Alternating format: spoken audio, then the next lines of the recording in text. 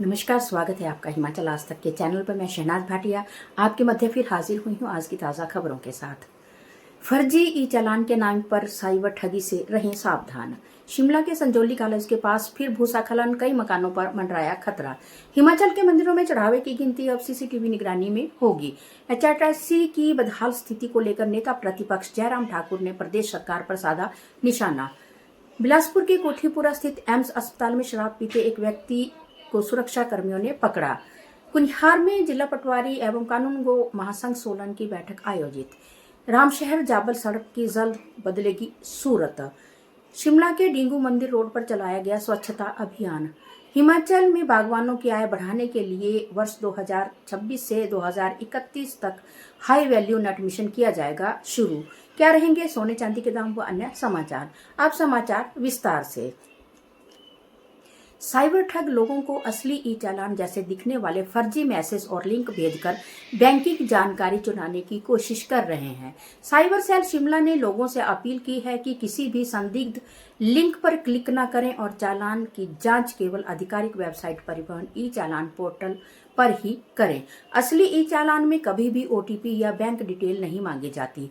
संदिग्ध मैसेज मिलने पर तुरंत सतर्क रहें और साइबर हेल्पलाइन नंबर 1930 पर शिकायत दर्ज करें। शिमला के संजौली कॉलेज के पास फिर भूस्खलन से कई मकानों पर खतरा मंडरा रहा है। बोथवेल क्षेत्र में भारी भूस्खलन होने से सड़क का डंगा ढह गया और मकानों तक जाने वाला रास्ता क्षतिग्रस्त हो गया।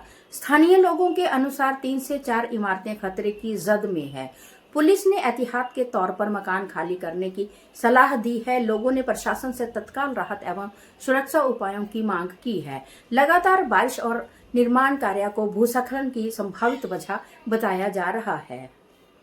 हिमाचल के मंदिरों में चढ़ावे की गिनती अब सीसीटीवी निगरानी में होगी।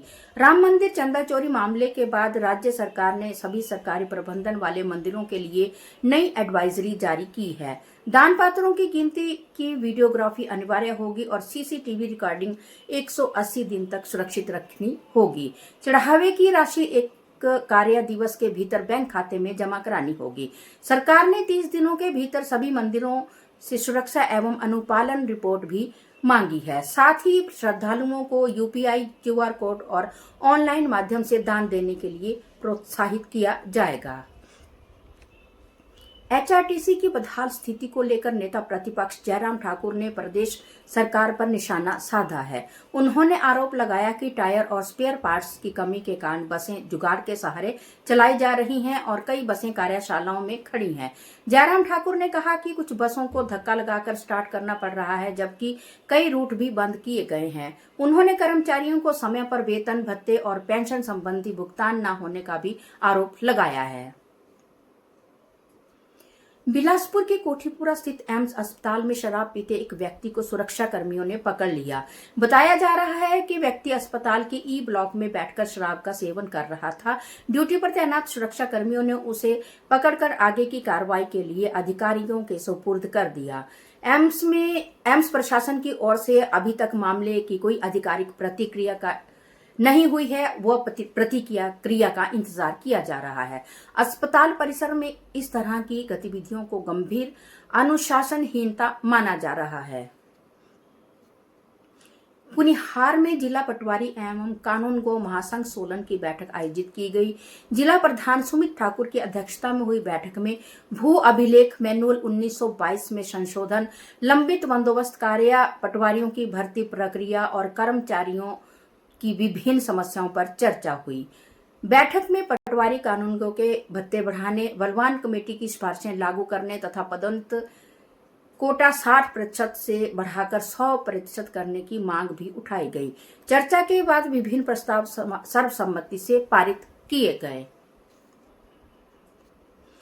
रामशहर जाबल सड़क की जल्द बदलेगी सूरत। 24 किलोमीटर लंबे इस महत्वपूर्ण मार्ग की मरम्मत के लिए लोक निर्माण विभाग ने 59,34,000 रुपए का एस्टीमेट मंजूरी के लिए भेज दिया है। जिला परिषद सदस्य सतीश कुमार ने बताया कि बजट स्वीकृति होते ही बरसात के बाद पैच वर्क का कार्य शुरू कर दिया जाएगा। सड़क के सुधरने से क्षेत्र की दर्जनों पंचायतों के हजारों लोगों को राहत मिलेगी और शिमला आने जाने का सफर भी अधिक सुगम होगा। शिमला के डिंगू मंदिर रोड पर स्वच्छता अभियान चलाया गया। डिंगू मंदिर रोड रेजिडेंट्स वेलफेयर सोसाइटी ने नगर निगम शिमला के सहयोग से आयोजित अभियान में स्थानीय लोगों, महिलाओं, युवाओं और बच्चों ने बढ़ चढ़कर भाग लिया। इस दौरान सड़क किनारे, नालियों और सार्वजनिक स्थलों से करीब 40 बैग कचरा एकत्रित किया गया। सोसाइटी ने इसे जन सहभागिता का उत्कृष्ट उदाहरण बताते हुए भविष्य में भी ऐसे जागरूकता और स्वच्छता अभियान जारी रखने की बात कही। हिमाचल में बागवानों की आय बढ़ाने के लिए वर्ष 2026 से 2030 तक हाई वैल्यू नट मिशन शुरू किया जाएगा। मिशन के तहत अखरोट, बादाम, खुमानी, चिलगोजा जैसी उच्च मूल्य वाली फसलों को बढ़ावा दिया जाएगा। करीब 1000 हेक्टेयर क्षेत्र में बागों का कायाकल्प और उच्च घनत्व पौधारोपण किया जाएगा। साथ ही हाईटेक नर्सरी, उत्कृष्ट केंद्र और आधुनिक प्रसंस्करण इकाइयां स्थापित की जाएंगी। मुख्यमंत्री सुखविंदर सिंह सुक्खू ने कहा कि इस मिशन से बागवानों की आय बढ़ेगी, रोजगार के नए अवसर सृजित होंगे और ग्रामीण अर्थव्यवस्था को मजबूती मिलेगी। तो चलिए चलते हैं सोने और चांदी के दामों की और आपको बता दें कि सोने और चांदी के दाम जो कल थे आज भी वही है, क्योंकि संडे वाले दिन बाजार नहीं खुलता है और जो शनिवार वाले दिन के दाम होते हैं वही संडे वाले दिन के दाम है और मंडे तक शायद वही दाम चलते रहेंगे। तो चलिए बताते हैं आपको सोने के दाम। सबसे पहले तो सोने का दाम आज 1,36,222 कैरेट 916 हॉलमार्क है और जबकि चांदी के दाम भी 230 पर ग्राम व 2300 रुपए तोला है। क्योंकि दाम सोना और चांदी के घटते बढ़ते रहते हैं तो शायद कल सोने के दामों में कुछ उछाल आए या कमी आए।